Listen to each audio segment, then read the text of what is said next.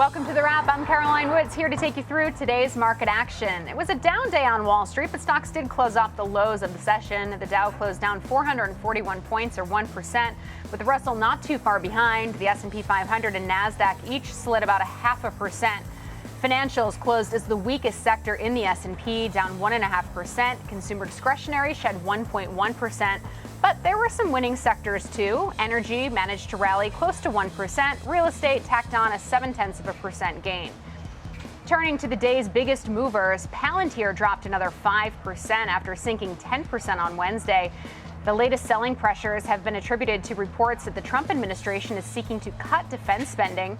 In addition, investors are gauging the company's disclosure that CEO Alex Karp could enact a new trading plan to sell almost 10 million of his shares over the next 6 months. Despite the developments, Wedbush's Dan Ives expects it to help Palantir. He says the company's unique software approach can secure more IT contracts from the Pentagon.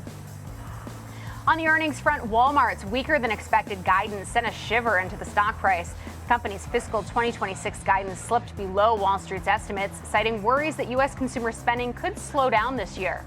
Walmart's sluggish guidance was enough to drag down the stock despite its massive $180.6 billion revenue beat.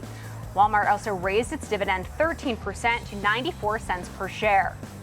Meanwhile, Block fell following the fintech giant's latest earnings. The company, now trading under the ticker symbol XYZ, posted a doubled miss despite gross payment volume being up 10% year over year.